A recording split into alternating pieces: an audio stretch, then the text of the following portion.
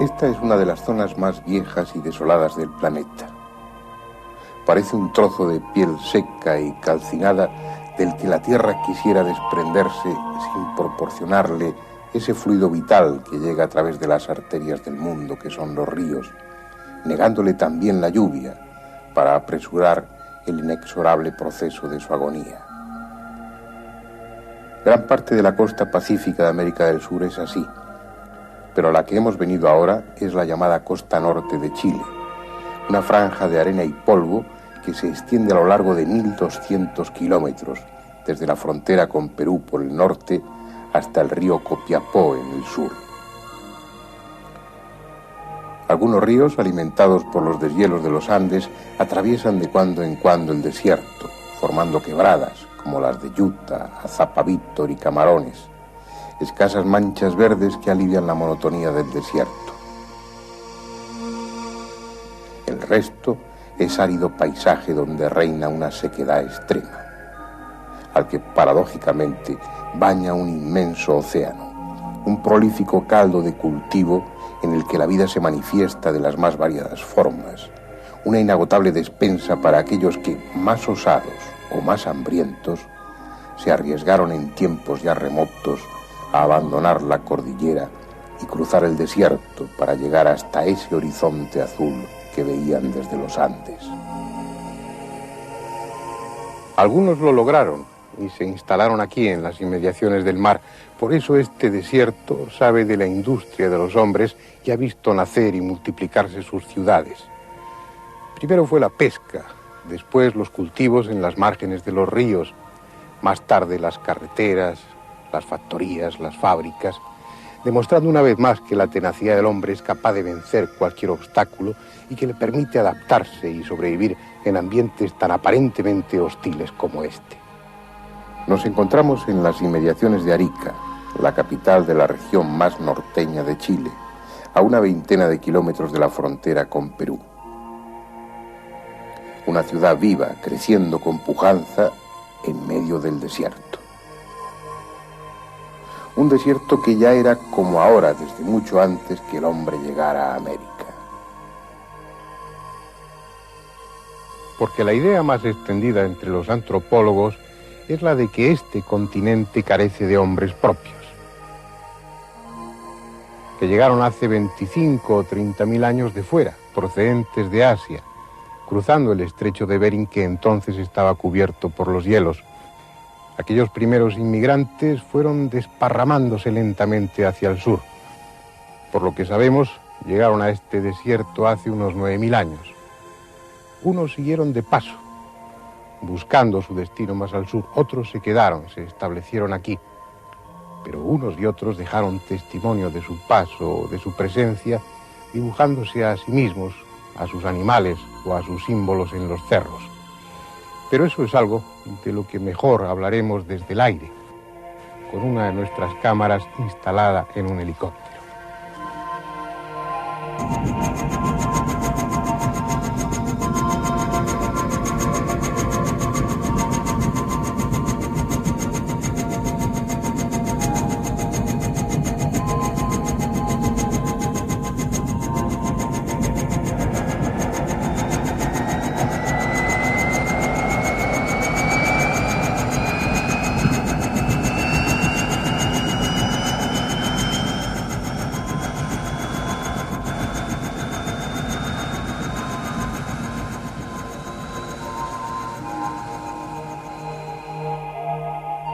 Ahí están, con su mudo mensaje que nadie entiende. Al comienzo del valle de Azapa, en los cerros de la quebrada del río Yuta, en la ladera del cerro sagrado de Alto Ramírez, en decenas de lugares. A veces son gigantescos, con figuras humanas de casi 100 metros, pero lo frecuente es que representen rebaños de llamas o alpacas, los camélidos andinos, y entre ellos, conduciendo o vigilando, uno o varios hombres. En ocasiones identifican también perros y otros animales. Algunos de esos grupos tienen 800 o 1000 años, quién sabe si más. Puede que estén ahí desde hace milenios, porque no hay forma de datarlos. Unos se han perdido ya, cubiertos por la arena que arrastra el viento. Otros han sido renovados a lo largo de generaciones, pero nadie sabe quién y cuándo puso las primeras piedras. ¿Qué son? ¿Para qué ese esfuerzo? Unos dicen que señalaban rutas de caravanas, otros que eran poco menos que un anuncio para el viajero. Hay quienes sostienen que se trata de un simple ornamento, de un trabajo comunal, como si a aquellas gentes les sobrara el tiempo. Y la mayoría se olvida de que para el hombre antiguo el cerro era lugar mágico, túmulo natural desde el que entrar en contacto con los dioses. Muchos de esos cerros fueron cerros sagrados, y es probable que esas representaciones no sean sino una muda plegaria, una petición dirigida a los dioses para que desde allá arriba viesen cuáles eran las necesidades de los hombres, o al contrario, un homenaje agradecido porque el ganado se multiplicó y hubo una corta pausa de abundancia. Pero más abajo, hacia el sur, a 170 kilómetros en línea recta, hay otros geoglifos muy distintos, realizados con una técnica diferente y mucho más enigmáticos. La zona se conoce hoy como los Altos de Ariquilda, pero debió tener otro nombre hace muchos siglos, cuando los hombres que vivían en el desierto eligieron ese lugar para dejar un mensaje que solo desde aquí arriba tiene sentido. Estamos a más de 800 kilómetros de Nazca y su célebre Pampa Colorada, cubierta de pistas interminables, de espirales y animales a gran escala. Aquí, en Ariquilda, se hizo algo parecido, a menor escala, pero con la misma y desconocida intención. Somos los primeros en filmarlas y ustedes los primeros que las contemplan.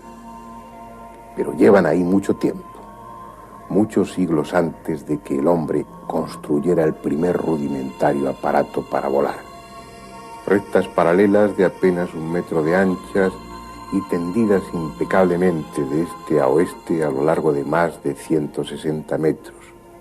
A sus extremos, espirales rectangulares o grecas, como si un gigante aburrido las hubiese dibujado indolentemente con su colosal dedo. Como en Nazca, se apartaron las piedras superficiales de color oscuro, dejando al descubierto el suelo formado de anhidrita y mucho más claro.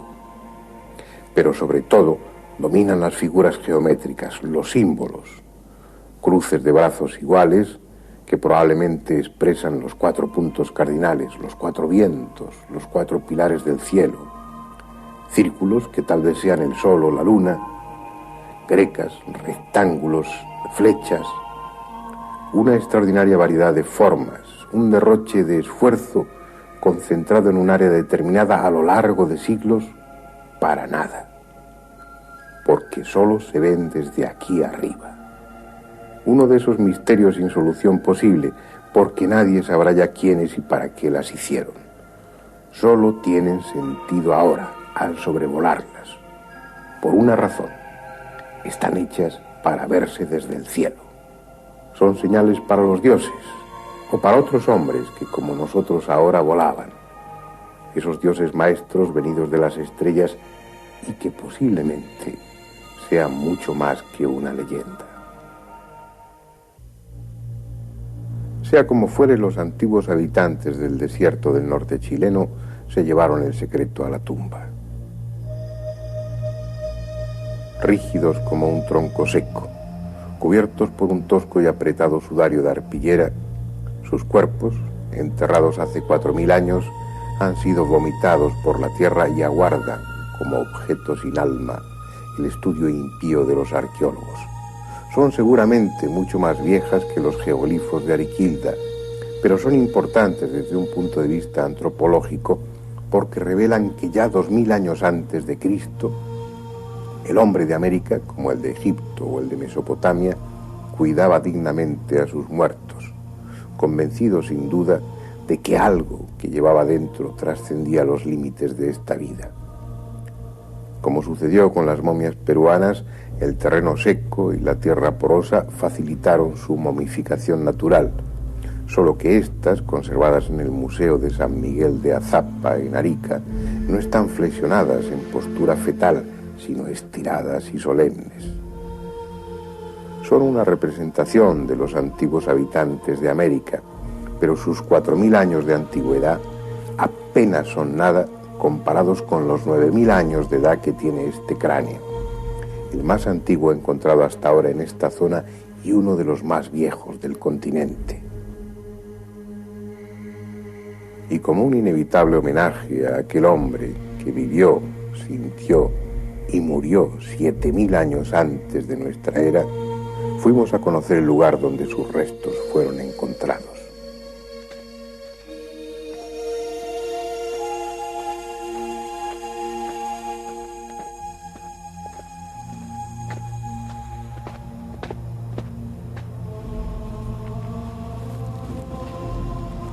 Esta arena de la Pampa de Hacha, al sur de la ciudad de Arica, calcinada y batida por un fuerte viento, ha sido escenario de uno de los acontecimientos más interesantes de los últimos tiempos, por lo menos en el terreno arqueológico.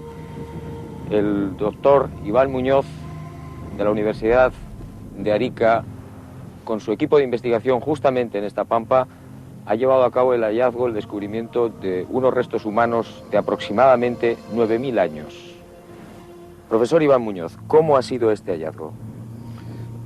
Este hallazgo se hizo a partir del año 1987.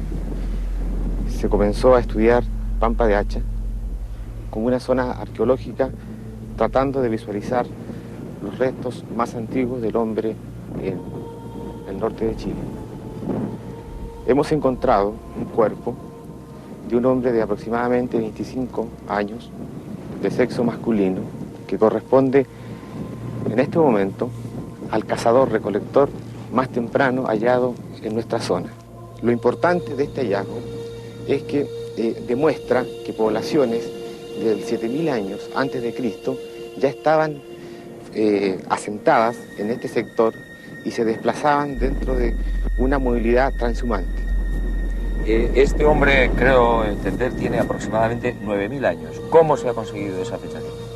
Bueno, este hombre en realidad tiene 9000 años si consideramos los 7000 años antes de Cristo más los 2000 años después de Cristo. Eso da la cantidad de 9000 años antes del presente. Estas fichaciones se han conseguido en Norteamérica, en los laboratorios de Krieger Enterprise, ¿cierto? Labor que hizo el profesor Arthur Alderheide de la Universidad de Minnesota. Es un cazador que se desplazaba desde la costa hasta esta zona en busca de recursos vegetales y en busca de cazas de guanaco. Su indumentaria cultural estaba formada fundamentalmente por puntas de proyectil y instrumentos de pesca. La economía de estos pescadores fundamentalmente se centraba en la pesca y la recolección marina.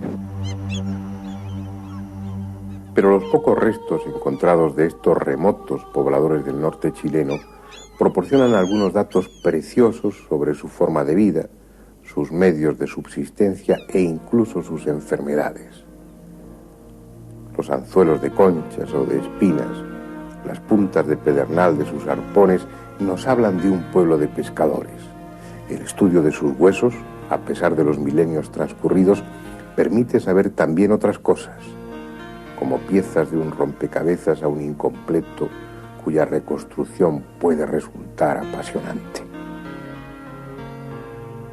Bernardo Arriaza, antropólogo físico, prácticamente 10 años estudiando estas momias de Arica y terminando el doctorado por la Arizona State University.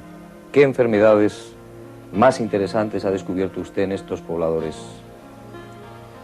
En las momias chinchorro hemos podido observar varias enfermedades y las que más nos llaman la atención son posibles casos de sífilis. Ahora, este diagnóstico está basado en la patología del hueso o en la patología ósea, porque la sífilis en el tercer nivel o sífilis terciaria deja un daño extremadamente pronunciado en el hueso. Como ustedes pueden ver acá, se produce toda una periostitis, un incremento en el tamaño del hueso. Toma una forma en sable, y esa es una característica típica de la sífilis en el tercer nivel. Hablando de huesos, creo que también descubrió usted un osteoma. ¿Qué es esto exactamente? Acá podemos ver un cráneo. El osteoma es un tipo de tumor benigno que está asociado, en este caso, a una patología laboral o una enfermedad ocupacional producto del buceo. ¿Quiere esto decir que eran buceadores? Exactamente, quiere decir que eran poblaciones que usaron mucho de los recursos marinos. Vivían en la costa, pero acá podemos evidenciar esta patología que está más asociada con el sexo masculino. Es decir, los hombres presentan una mayor frecuencia de una razón de 10 veces a 1 en relación con las mujeres. Es decir, ¿esto se produce por qué exactamente? ¿Porque hay acumulación de agua en los oídos? ¿Por qué? Exacto, se va produciendo una irritación crónica del oído que lentamente va produciendo una nueva formación de hueso en el oído. Es en el conducto auditivo externo, o sea, en la parte externa del oído. Usted, Bernardo, creo que ha detectado también en los dientes algún problema, quizás como consecuencia de la alimentación. ¿Cuál es el resultado médico? En las poblaciones costeras encontramos muy pocas evidencias de caries, porque la dieta que tuvieron fue más que nada abrasiva, es decir, usaron elementos muy duros, la dieta contenía mucha arena y eso produce un mayor desgaste de la dentadura. Pero caries prácticamente no hay, en relación cuando uno lo compara con poblaciones más tardías. Por último, doctor, el tema de los cráneos que tienen deformaciones y que es algo ya corriente en las culturas mesoamericanas, ¿también ha sido detectado en los hombres de Chinchorro, en los hombres de Arica? Sí, es interesante que alrededor del 3000 a.C. empezamos a ver una deformación en el cráneo y es más que nada circular, producto de los cintillos que estos pescadores usaban para adornarse el cabello.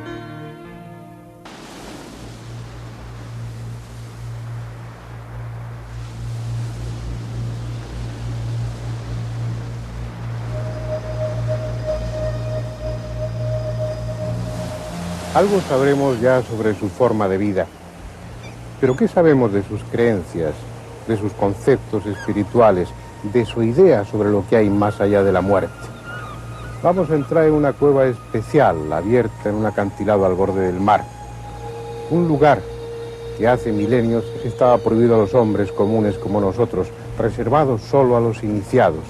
Uno de esos reductos subterráneos donde los sacerdotes de entonces practicaban sus rituales.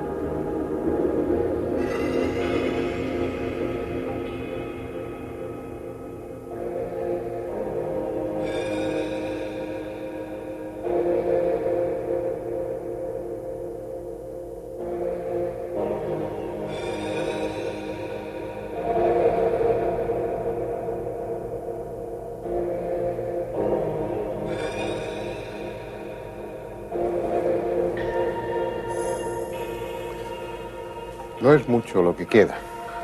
Este espacio, antiguamente reservado para unos pocos, ha sido violado a lo largo de estos miles de años en más de una ocasión. Pero aún se perciben algunos símbolos pintados en las paredes de la cueva. Símbolos delineados lenta y reverencialmente por aquellas gentes. Un lenguaje antiguo, eterno diría yo, que se refiere a lo mágico y que solamente los iniciados conocen. Yo no tengo dudas al afirmar que el sacerdote, el brujo, el chamán, si ustedes quieren, que se refugiaba en esta cueva como en tantas otras de cualquier continente, lo hacía huyendo del espacio exterior, aislándose del mundo de fuera, buscando el conocimiento profundo, abriendo las puertas del único templo auténtico, que es el templo interior, al que se accede por la introspección, mirando hacia adentro. Algo que ellos probablemente propiciaban utilizando sustancias de diverso tipo, despertadores de la conciencia. Aquí probablemente utilizaban el paricá, absorbiéndolo por la nariz, un polvo fino que se obtenía al moler las semillas de la coboba. Una piptademia, una mimosa que está muy extendida por todo el continente americano y que es rica en alcaloides que producen un sopor alucinatorio. Cuando Colón llegó a la Española, ya le contaron algo que todavía se seguía utilizando, que seguían practicando los chamanes. La utilización de esa sustancia también sorbida por la nariz. Y el mismo Colón escribió textualmente que los sacerdotes y magos recibían por aquel medio mensajes de sus dioses. Hoy los necios consumen neciamente las drogas, pero antes, en aquella época, se usaban excepcionalmente y con una preparación adecuada, en la que se incluía el ayuno, el retiro, la meditación. Y de esa forma, esas sustancias eran como la llave que abre la puerta al otro mundo. Y tal como le dijeron a Colón, entraban en contacto con sus dioses, ya fueran imaginarios o reales, y de ellos recibían información que después transmitían al pueblo. Pues bien, aquí, en esta cueva o en alguna otra de las inmediaciones, los viejos sacerdotes, los viejos chamanes de hace 8000 años supieron que no todo termina con la muerte, que después de esta la vida continúa. Y hay razones para suponer que tal vez, probablemente diría yo, y por primera vez en la historia del hombre les fue revelado el concepto de la resurrección. Afirmar o sugerir una hipótesis tan arriesgada está fundamentada en unas razones que se encuentran en ese museo que antes visitábamos. Se trata de un hallazgo arqueológico de excepcional importancia, que sin embargo solamente unos pocos conocen y que nunca hasta ahora ha sido filmado. Estos muñecos de apariencia primitiva y simple que están ahora contemplando son las momias más antiguas del mundo. No son consecuencia de una momificación espontánea por la naturaleza del suelo y del ambiente, como el resto de las momias americanas. Son, como las egipcias y las chinas, momias elaboradas, fruto de una técnica complicada, solo que éstas tienen 8000 años. Aquellas gentes que vivieron aquí en época tan remota tenían un concepto sobre lo trascendente, sobre lo que sucede después de la muerte, que consideraron fundamental conservar sus cadáveres momificándolos laboriosamente, 6000 años antes de Cristo. Quitaban la piel al cuerpo muerto, le vaciaban de sus vísceras, incluido el cerebro, y secaban las cavidades con ceniza caliente. Luego la rellenaban con arcilla. También quitaban las grandes masas musculares y para mantener el cuerpo en la posición correcta introducían palos a lo largo de la columna vertebral, remodelando después las extremidades con paja y cuerdas. Finalmente, todo el cuerpo y la cara eran modelados con arcilla y volvían a cubrirlo con su propia piel, a veces entera y otras cortada en largas tiras con las que envolvían la momia. De esa forma, el cadáver original quedaba convertido en una especie de muñeco, en el que todo lo putrefactible había sido sustituido, manteniendo los huesos y la piel, es decir, el armazón y la envoltura del hombre. 3000 años antes que los egipcios, los pueblos del norte del actual Chile prepararon a sus cadáveres minuciosa y elaboradamente, anticipándose a cualquier pueblo de la historia conocida, empeñados en que ese cuerpo muerto no se destruyera y conservara en lo posible una apariencia de sueño, de reposo. ¿Esperando qué? Posiblemente la resurrección anunciada por los dioses, la vuelta de ese espíritu vital que animara de nuevo aquel cuerpo inerte. Pero lo sorprendente es que las momias encontradas en grupo, como estas, que parecen componer una familia, son de diferentes épocas. Hay siglos de distancia entre ellas. La conclusión dado el carácter casi improvisado de los enterramientos, es que aquellas gentes cargaban a sus muertos como equipaje, los llevaban consigo, incluso las momias de los fetos que no llegaron a nacer. Es probable que esa atención estuviese reservada solo a la familia de los caciques. No lo sabemos. Solo sabemos que durante centenares de años, en su caminar errante por este desierto y durante los periodos en que se establecían temporalmente, jamás abandonaron a sus muertos. ¿Por qué? Seguramente porque en su ánimo estaba volver algún día a su tierra de origen y allí darles a todos digna y definitiva sepultura. Tal vez su deseo se haya cumplido en parte, y si no sus cuerpos momificados, sí sus espíritus hayan regresado al lugar de sus ancestros, y una ciudad sin descubrir aún, allá en las lejanas montañas, esté habitada por sus fantasmas. Aquí, en las vitrinas o en el almacén del museo, y con toda seguridad, enterradas aún por centenares bajo la arena del desierto, quedaron sus momias, las más viejas momias del mundo, como un equipaje que nunca llegó a su destino.